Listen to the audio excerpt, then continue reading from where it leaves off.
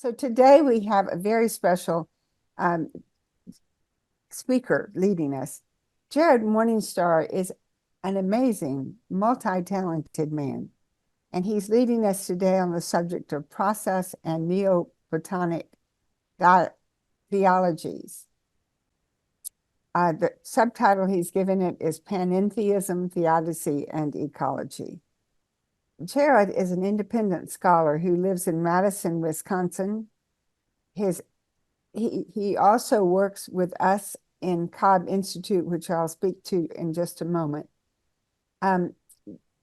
He has academic interest in the philosophy of religion, Islamic studies, comparative religion, metamodern spirituality, and interfaith dialogue. He seeks to offer robust responses to issues of interreligious conflict, contemporary nihilism, and the meaning crisis. You can tell by this range, and he has an even larger range, that he has a big mind, a broad sense of what's important, and a way of identifying what's important. It's extremely important because all three of those that I named are critically important at the present moment in history. Jared graduated from Gustavus Adolphus College. Sorry, I always stumble on that word. Gustavus Adolphus College in 2018 with degrees in religion and Scandinavian studies. And he currently works with three institutes: the Center for Process Studies, the Cobb Institute, and the Psychedelic Medical Association. In all of these, he does a variety of roles. In CPS, Center for Process Studies, and the Cobb Institute, he's operations assistant, and he offers enormous talents in communications, videography, relationship building, teaching, and developing educational resources. One of his latest resources is a beautiful and informative set of slides on Islamic process theology. So you can check that out on the Cobb Institute website. His handiwork is in many places all over CPS and CI, so we know him well and appreciate his multiple gifts and his grounded sense of who he is and what he has to contribute to this world. Jared, we're so glad to have you today. It's all yours. Thanks, Mary Elizabeth. What a heartwarming intro, and I see very many familiar faces and dear friends in the audience here today. So yeah, I'm very excited to be with you all and stumble through some thoughts on Neoplatonism and process theology that I've thrown together here these past few days since I've known I would be speaking with you all this fine Tuesday morning. So yeah. Mary Elizabeth just mentioned the Islamic process theology slides that I contributed to our educator toolbox at the Cobb Institute. So let me add those to the chat if you're interested. And without further ado, I'm going to screen share my presentation that I have for today. Alrighty. Yeah, we're talking about process and Neoplatonic theologies. I want to focus sort of on three areas, Panentheism, Theodicy, and Ecology, where I think these two lineages, these two modes of theology are able to contribute and also have resonances with one another, while also having some distinct features from one another. As way of introduction, I think there's some sort of overlapping or relevant features to both process and Neoplatonic theologies, which make them kind of prime partners for conversation and also very relevant to our current moment. Some of these are the dynamic cosmologies that one finds in both these traditions. This isn't the kind of watchmaker god of deism or something similar. One finds both ideas of emergence and emanation in these cosmologies. So not only are things coming down from on high, but they are also bubbling up and self-organizing. And so there's this interplay between these two forces, these two modes of becoming that give a very nuanced picture that can help with interfacing with, say, scientific discoveries and just thinking a little more holistically about our world. It has a complex relationship between an idea of some one, some united whole, and some multitude, the many, the one and the many. But the process and Neoplatonic thinkers diverge in exactly how they think about this relationship. So we'll get into that a little bit. And I think on a more kind of historical note, both of these are traditions that have, in their own time and place, in their own ways, tried to offer some broad scale integrating synthesis of the best science, spirituality, philosophy, spiritual practices even that was kind of available in the milieu. So that too, I think, primes these to be kind of well-suited conversation partners to yeah, get into some kind of dialogue that can correct some biases and blind spots and hopefully yeah, create a broad set of theological and philosophical tools that are able to handle some of the unique issues of our day, which we'll get into a bit. By way of a little bit of a polemical note here, I think some of our process friends can be a little bit reductionistic when they talk about process theism as opposed to classical theism, as if before Whitehead and related thinkers, there was purely this monolithic mode of theism in at least the Abrahamic religions, which can kind of easily be classified as classical theism.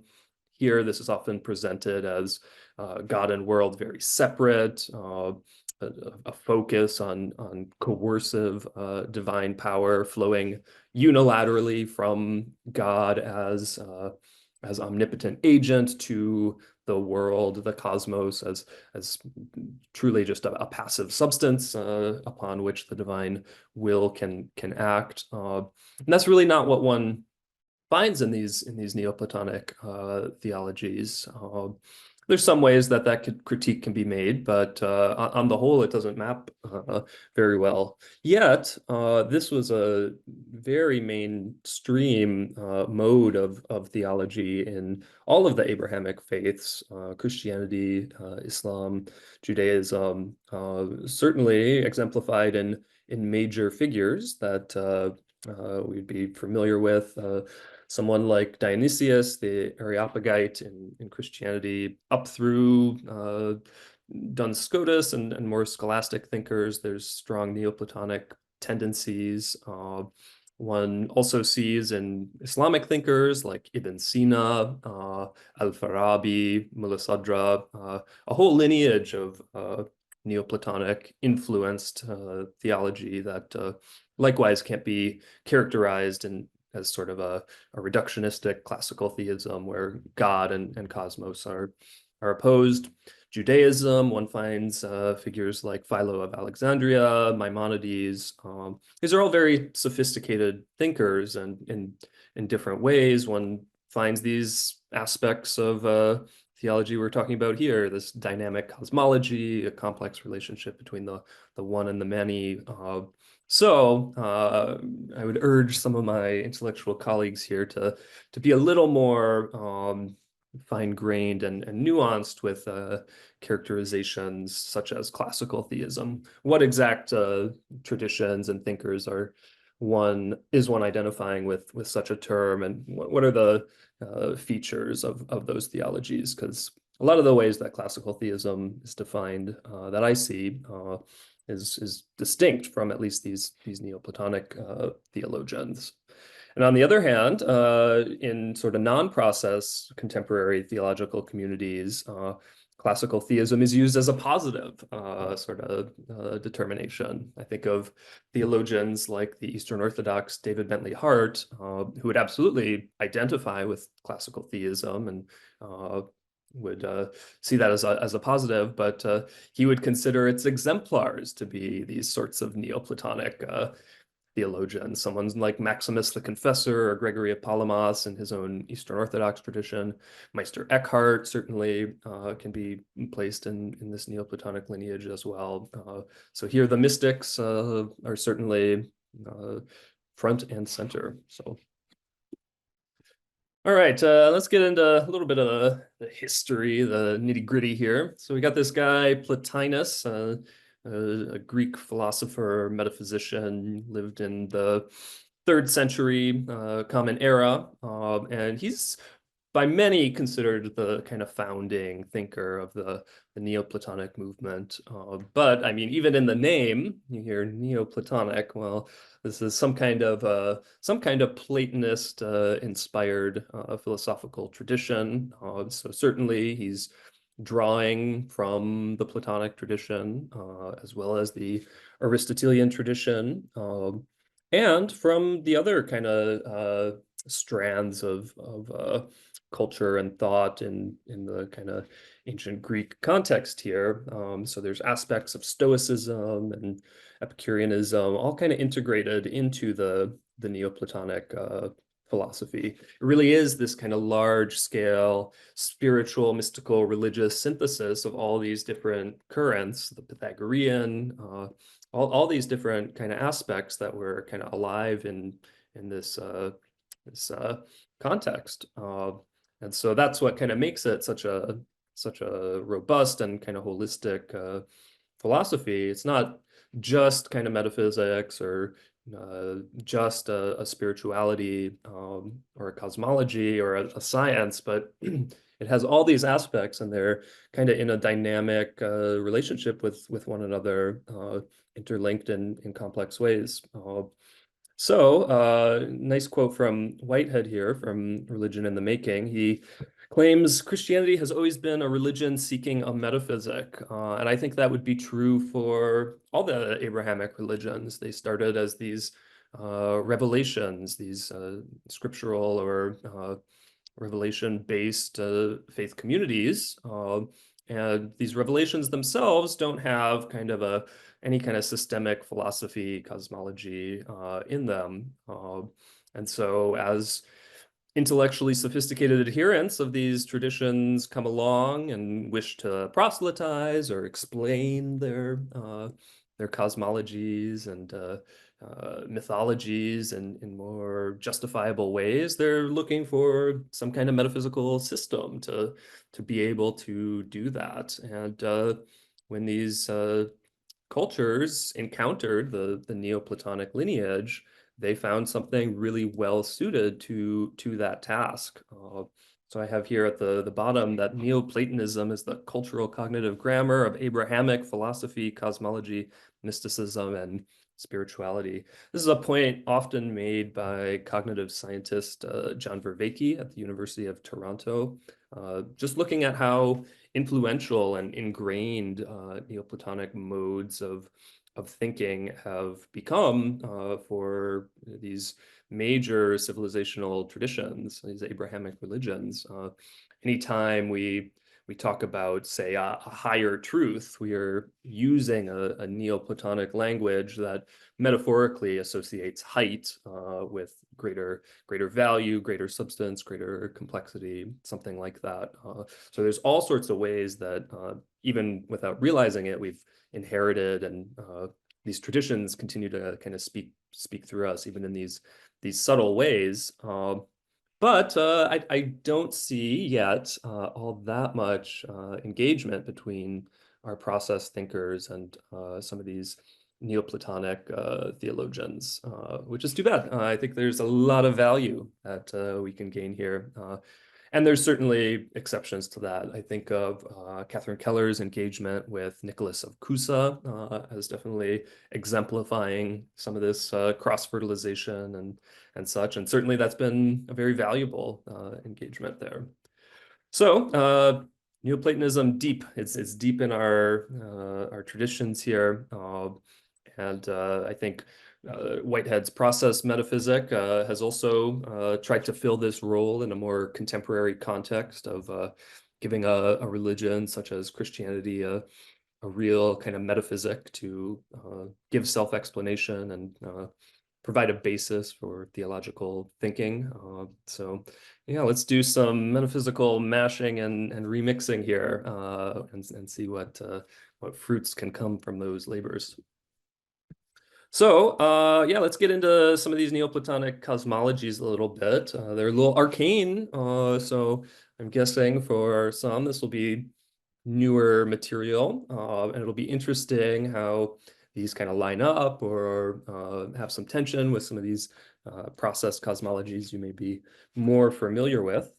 So starting out, this is a very kind of basic diagram of the hierarchical cosmology in sort of Neoplatonic thinking. At the top, one has pure being, the one, the source of all things, and from this one, from this unity, emanates out the existence of the cosmos. At the bottom, then we have the opposite pole of sheer nothingness, non-being, and between these two poles, there is a spectrum, this emanation that comes forth. And here at the top, we have our world of spirits. So in a kind of mythological register, here's where the angels exist. But likewise, one can think of this in a sort of more refined philosophical mode. And here's Plato's realm of forms. Here's perhaps Whitehead's eternal objects. These are sheer kind of essences. And these are kind of similar to the eternal objects, something that don't really exist in kind of concrete forms in and of themselves. We have to descend further down the cosmology here to get to this corporeal world where you have your senses and physical things and images in kind of a reified way. So as we kind of go down the stack, things get more and more concrete, but also more and more changeable. Things are in flux. Things come into being and pass out of being. There's something eternal and essential about this world of spirits, just below pure being, and something very passable, fading into nothingness about the corporeal world. And the cosmos as a whole is sort of between and intermixing these different poles. And in the center here is this very interesting world of imagination. And this is sort of the mediating isthmus between the pure being and the passability of the corporeal world. The French Islamologist and phenomenologist Henri Corbin has this lovely phrase that the imaginal plane is where bodies become spiritualized and spirits become corporealized. So here is where symbolism can take effect. This is where an image and its concreteness can be suggestive, can lure towards new possibilities, or one's sort of intuition of a certain possibility can become actualized through some kind of inspiration. And so this mediating world, this is really kind of what makes the difference here in these Neoplatonic cosmology. We're not just dealing with a kind of nature, supernature dualism. There is this mediating middle term of the imagination that allows for permeability between possibility and actuality. And because this is a spectrum, this is not, say, three distinct planes of existence that are their own separate worlds in some sense. These are just a continuum of existence, basically, entirely continuous. There aren't kind of hard divisions here. This is a cosmology of flow from being to the corporeal. And so, yeah, it gives a different sense. So this is a very, very kind of simplified Neoplatonic cosmology, really showing just three layers or spheres of existence, again, that are fully integrated, interpenetrating, flowing, just as the eternal objects in Whitehead's scheme aren't some mysterious other realm of existence, but rather just the actual potentialities and possibilities that are constantly ingressing into our experience. These are likewise totally integrated and holistic types of modes of existence, one could say. And so one finds much more complicated schemas than just this threefold one. But I think this would be kind of the 101, the kind of basics. You certainly find all three of these layers in the Neoplatonic cosmological schemes, and from there they can be elaborated to incredible levels of detail, but that's perhaps for a different lecture. So just to show some of the other diagrams, here's one from the great Sufi mystic Ibn al-Arabi, Andalusian poet, philosopher, mystic, really an incredibly important figure in Islamic intellectual history. And he came along in a time in sort of Islamic thought that all this Greek philosophy had been translated and integrated and dealt with so thoroughly at this point that it had been really become pretty endogenous to Islamic thought. So he's not necessarily citing these early Neoplatonists like Plotinus and Proclus directly. He's using very Arabic, Islamic language to talk about things, but nonetheless, it's kind of scaffolded upon some of this metaphysical schema that was provided by these Neoplatonic thinkers. Interestingly, one of the other names for Ibn al-Arabi, other than Sheikh al-Akbar, which is perhaps the most common, which means the greatest master, is Ibn Platoon, the son of Plato. So that goes to show just kind of how embedded some of these Abrahamic thinkers were in this Platonic, Neoplatonic lineage. So anyway, here in Ibn al-Arabi's scheme, we have the absolute, the light. Here's going to be identified with God, with Allah in Islamic parlance. And you can see these emanations coming down first to this level of immutable essences, which is probably the Arabic Ain al-Thabita. And again, quite similar to eternal objects. I mean, the language there just kind of very, very similar. Then down to the sensible objects, and then you even have the shadows of the sensible objects. So very metaphorical, very rich symbolic language here. But you can see how as you descend, as emanation goes out, things get closer and closer to nothingness, which also means increased degree of concreteness. There's something pretty vague about the immutable essences, but that's also what allows them to be kind of founts for inspiration and potentiality. Here's another diagram here, bringing in a little bit more of the kind of corresponding aspects of the human being. So another important aspect of a Neoplatonic cosmology is that one finds corresponding faculties within the human that relate to the different levels of reality. So, for example, the intellect is what relates to this, say, world of forms, these kind of essential immutable essences that Ibn Arabi talks about.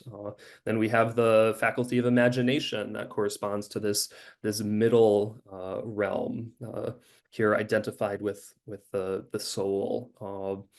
And then we have our sense perceptions that keep us in contact with the sort of concrete corporeal realities. So here we see the physical eye, mind's eye, and one could also add, say, spirit's eye or something like that to this top sphere here. And also see higher realm, so higher and lower, that metaphorical language here being used to give a sense of the degrees of being, basically. The idea, the intellect is in touch with a higher degree of being. Things are more essential at this plane of existence, whereas things towards the bottom are inessential, more defined by their accidents, in flux, things of that nature, and thus lower, to use the metaphors. So just to bring in some process diagrams as well, here's Whitehead's concrescence as diagrammed by my colleague Matt Segal.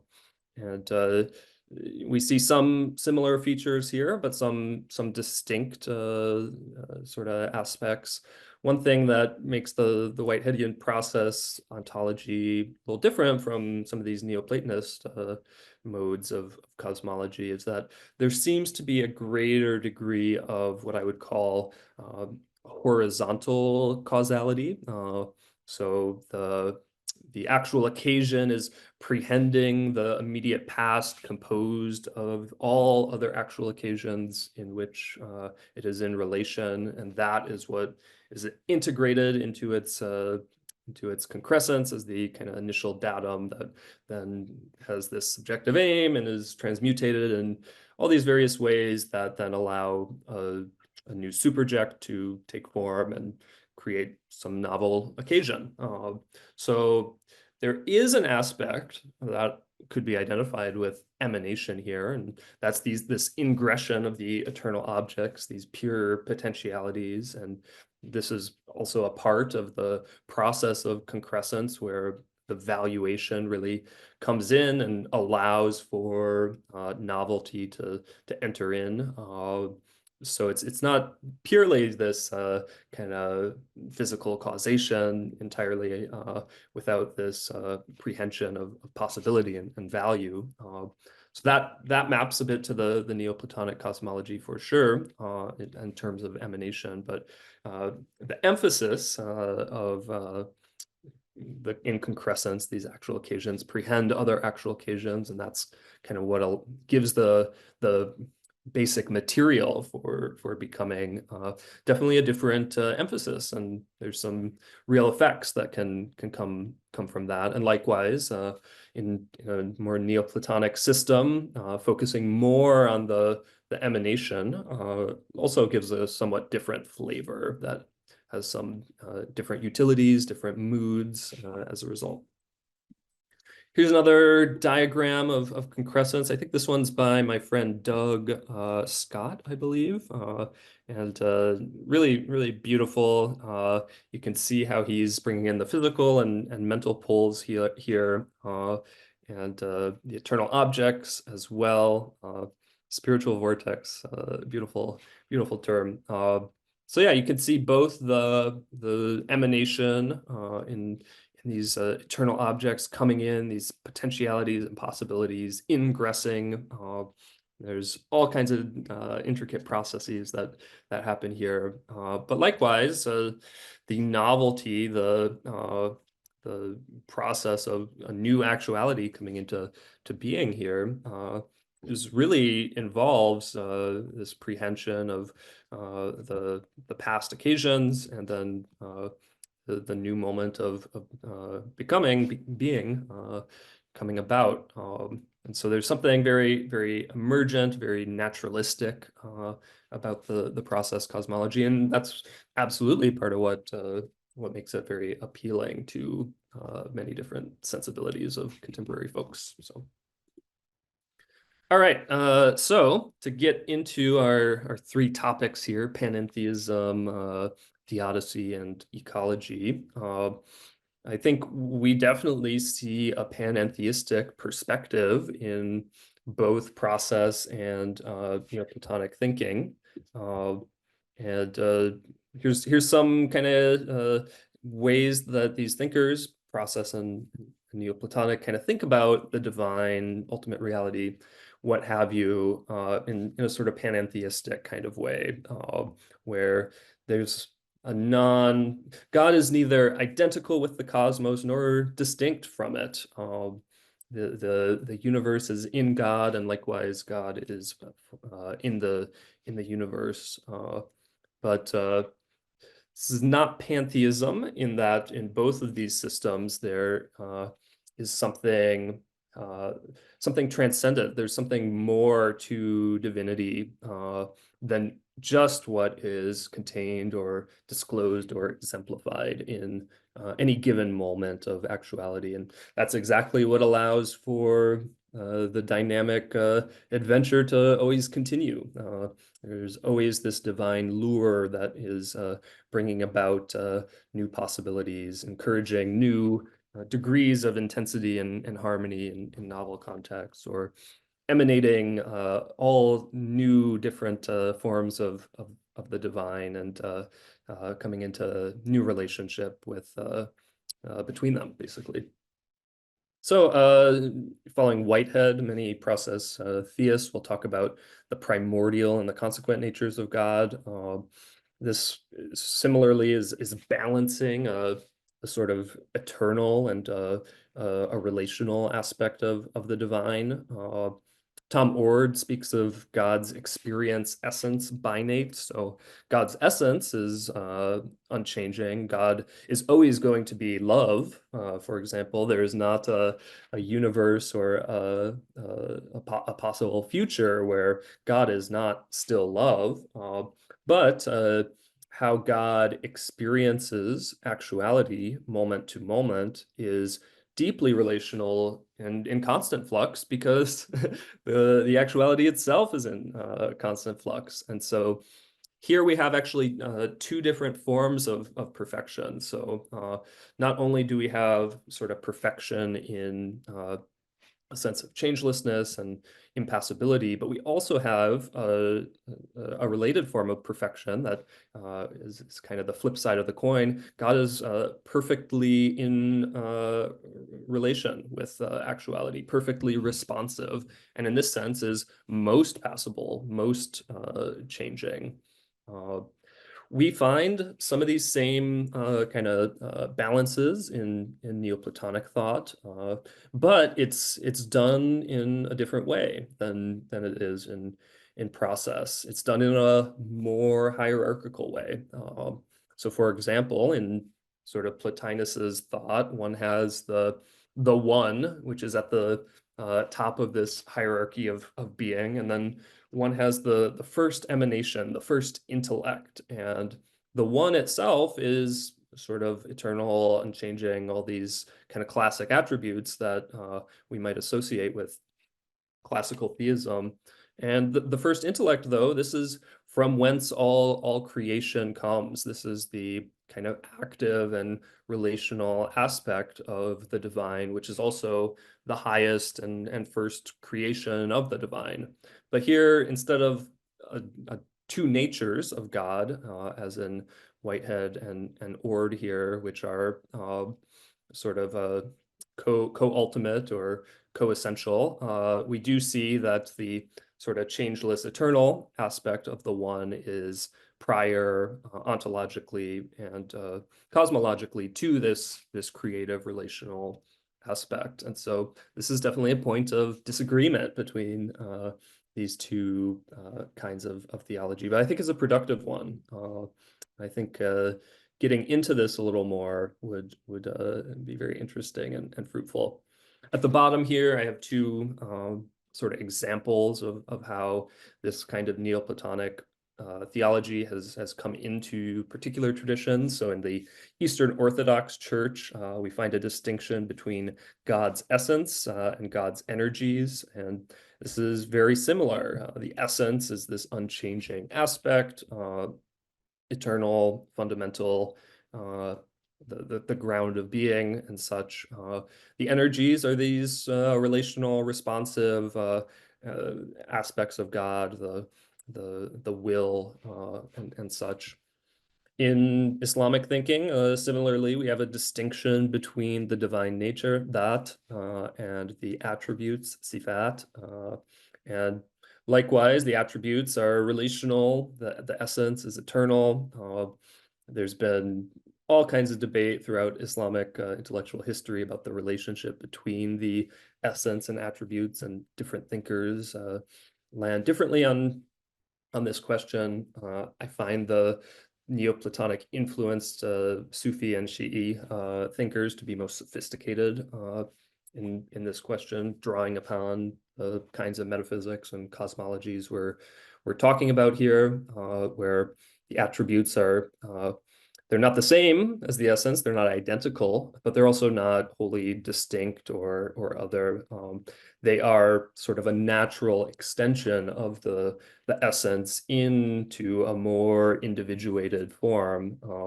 So God's essence is compassion, rahmah, in relation to particular relata. And there's all kinds of divine names, divine attributes in Islam that can only exist relationally. So, for example, very important name of God, Rabb, Lord. Lord can only be a meaningful term, be meaningful in terms of existence, if there is something in relation which is lorded over. There are various ways that Lord is thought in Islamic theology, not all of which are this kind of omnipotent, coercive master versus subject. But nonetheless, that just to take an example of how there are these attributes of the divine which are essentially relational. So this kind of drives these Neoplatonic influenced thinkers to consider the one as ultimately including the many. The one isn't opposed to the many. God's essence, God's divine nature includes and is constituted in its unity by these multiples of different qualities, and even by the multiplicity of the cosmos itself, because that is a necessary ingredient for these attributes, these qualities to even make sense. There's a famous line in the Islamic mystical tradition where God speaks through the Prophet Muhammad, it's reported, and says something along the lines of, "I was a hidden treasure. I longed to be known, so I created the world so that I may be known." So there's this basic aspect, basic drive in the divine unity to create relationality, to create multiplicity, which is actually a condition for the sort of fulfillment of the unity. Little different than Whitehead's famous quip of the many become one and are increased by one, but there's some of the same dynamics here. So instead of it's almost a kind of a reverse here. The one is becoming many, so that it can really have a unity that is all the richer, all the greater than sort of sheer unrelated being in occultation, which is this longing, this loneliness of the God without creation, expressed in that statement from the Sufi tradition. So let's get a little more practical in the nitty-gritty here. Both these traditions of theology have produced theodicies. They produced answers to the problem of evil, or at least attempts to grapple with this topic. And so many process thinkers want to, on the basis of a more relational cosmology, as articulated by Whitehead, question the way that traditional doctrines of omnipotence formulated things. And here, instead of a God who is ultimate puppet master of the cosmos, we have a God who is luring, who is persuasive, who is drawing out potentiality and possibility, offering up harmony and intensity. But ultimately, the constituent actualities of the cosmos have their own agenda and freedom to take all kinds of different relational routes in their becoming. And that's what ultimately is the source of suffering and evil, when there's sort of dissonance and tension and disconnect between these different kind of routes of becoming.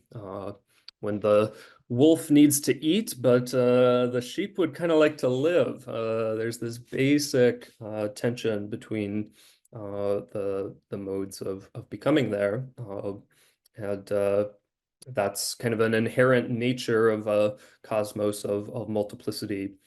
The role of God is to try to offer the best possibilities in this situation that respect individuality, allow for diversity, intensity, harmony, and such. But there wouldn't be a way for the divine will to just kind of exert itself and magically fix everything. That's not the kind of relationship that God as actuality has with the cosmos, because there's not some separate entity God existing over and apart from the relational multiplicity that can move pieces like a chessboard. Everything is all mixed up in a integrated whole that just doesn't kind of offer that sort of option for coercive force. I think this is a great theodicy for really acknowledging evil. A lot of traditional theodicies try to kind of write off evil, kind of give it a pass. Oh, evil is just privation, just non-being. It seems like an easy way to kind of avoid really kind of grappling with the subject, really acknowledging this should not be this way, and then using our own creative freedom, our own ability of becoming, to really try to respond to that situation of evil, and seeing that as a deeply spiritual quest. So in Neoplatonism, we likewise have a cosmos that is all mixed up in a different way than the process cosmology, but nonetheless, we do not have a God lording over a separate cosmos. We have something that is fully integrated into a holistic one, wherein multiplicity is also an aspect.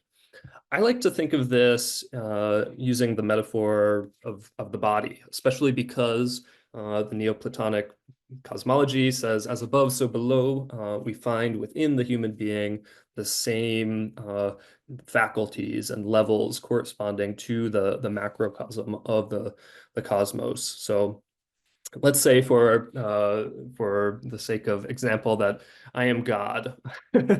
My body, my being is the divine being, and that means within me is included the actual cosmos. As an agent with will, which is certainly an aspect of the one, certainly this kind of first intellect aspect. I have sort of ability to create and advance, but my own sort of intentional agency, how does that translate to the cellular level, for example? Well, are my cells dividing something I'm willing? On some level, yes, it is. It's part of my organic emanation as a creature with some kind of teleological sort of aim. And so that is part of what's kind of naturally going on through the creative advance of me as a creature. And likewise, any kind of development in the cosmos is similarly advancing in this sort of way. But it doesn't make sense to think about me kind of intentionally willing every cell in my body. It's a more integrated process than this kind of top-down willful exertion that we think of when we are stuck with just the two levels of nature and supernature. So I think the Neoplatonic Theodicy is really helpful for tuning into some kind of mystical sense of harmony and intentionality in the cosmos. So when we encounter evil, we don't want to find it too mysterious and just kind of use that as an excuse to kind of write it off or not grapple with it. But it can be very useful to feel that there is a certain intelligibility beyond our initial capacity that in some ways these puzzle pieces may fit together in a greater unity and harmony than we initially are able to apprehend. So I think these both are useful kind of psychological functions that we get from each of these theodicies. One other kind of point I'd like to make here, I don't think there's I don't think there's just a univocity of evil or suffering. And I think that's one of the issues with thinking through this. There's some kinds of suffering where upon growth and later reflection, we really earnestly recognize that was ultimately good for me. There was ultimately some expanding or healing or creative aspect to this negative experience that at the time felt very bad. And that's one kind of evil we can experience in the world. But there's also modes of evil which are not like that. There are kinds of traumatic experiences where even decades later, one thinks my life simply would have been better had that not happened. And so I think being able to use both of these theodicies allows us to work on a more granular level with these different kinds of evil and be able to tap into these kinds of post-traumatic growth experiences where possible and work on nursing post-traumatic stress to the best of our ability where that option isn't necessarily available. I like to think of these theodicies as tools in the toolbox spiritually and psychologically, more than just kind of some final account about how God and the world and suffering kind of all line up in some satisfying way. Let's play with them. Let's see what they can do for us. And I think both the process and Neoplatonic theodicies can do a whole lot, even as I don't think either of them can do everything or answer every sort of spiritual distress or existential trauma that we may encounter as humans.